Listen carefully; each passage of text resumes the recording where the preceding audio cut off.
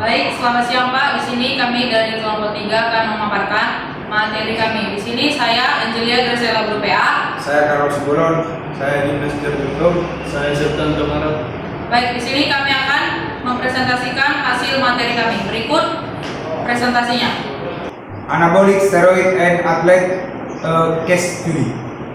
Jurnal ini membahas aktivitas farmakokinetik anabolik steroid dan potensi efek buruknya.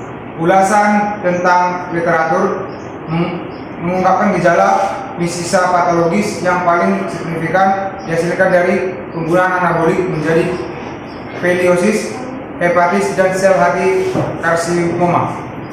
Dampak buruk ini mempunyai kaitan yang lebih erat dengan steroid yang struktur kimianya spesifik dialkilasi pada karbon ke-17 pada posisi alfa dibandingkan dengan rekan-rekan mereka yang diekstrifikasi beta. Pengujian obat ini adalah dicoba melalui studi kasus tunggal.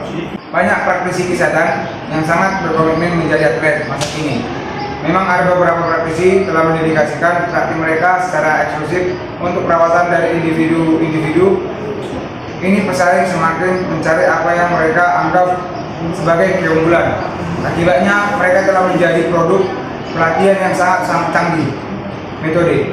Beberapa metode ini menghubungkan penggunaan anabolik steroid sebagai bagian integral dari regimen pelatih mereka. Mekanisme kerja steroid. Ada 3 metode yang digunakan. Kenapa, woi? Mulai. Mekanisme kerja steroid. Ada 3 metode yang digunakan, testosteron dan hormon lain menimbulkan efeknya. Yang pertama itu dengan memberikan efek langsung pada sistem enzim tertentu di dalamnya sel, sehingga mempengaruhi laju reaksi. Yang kedua itu ada dengan mengubah permeabilitas membran sel sedemikian mempengaruhi pasokan bahan mentah atau nutrisi seluler. Yang ketiga itu ada dengan merangsang atau menekan gen tertentu sehingga meningkatkan, mengurangi produksi zat tertentu. Namun, pertumbuhan jaringan manusia jauh lebih rumit daripada alat sintesis protein yang hanya dipengaruhi oleh testosteron.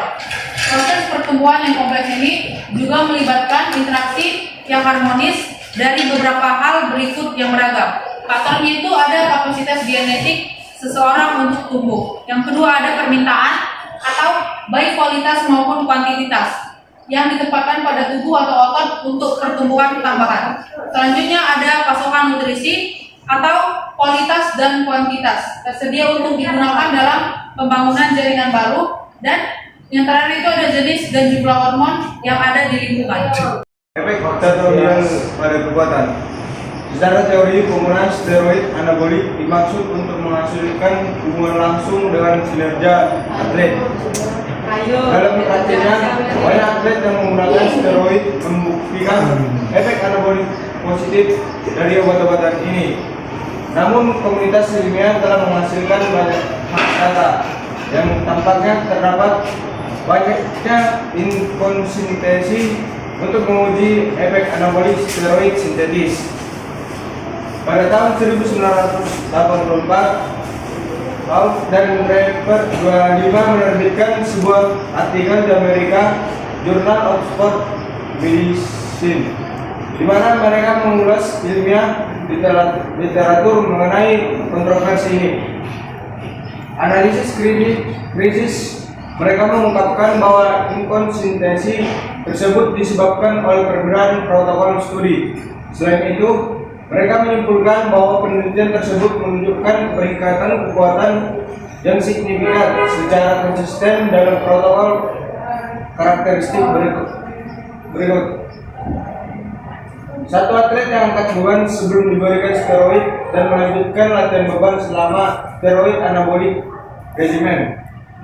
2 mereka lebih sering mempelajari efek dari obat aktif secara oral steroid anabolik metanotrenolen atau dianabol dibandingkan efek gabung sumber steroid lainnya.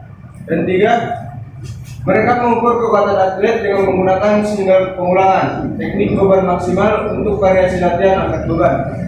Namun mereka untuk dicatat bahwa hubungan tersebut antara steroid anabolik metanotrenolen dan signifikan kuat dan meningkat. Tampaknya lebih merupakan fungsi popularitas daripada farmakologinya. Dari sini kesimpulannya, mengingat hasil yang diukur dalam studi kasus isolasi ini, memang demikian, menganggap ini satu-satunya perubahan penting pada terapi kimia adalah CPK, AST, ALT, dan LDH. Hal itu juga disarankan tidak ada proses patofisiologis yang terjadi sehubungan dengan fungsi arti dan peningkatan LFT non spesifik lebih merupakan produk dari kerusakan otot yang disebabkan oleh olahraga berat dan dengan suntikan intramuskular. Hal ini dapat dibuktikan dengan peningkatan dan penurunan LDH, AST, dan ALT. Semua tingkat CPK paralel dengan pengecualian diamati 5 minggu pasca terapi otot, di mana kadar ALT diasumsikan bernilai 109 IU per L.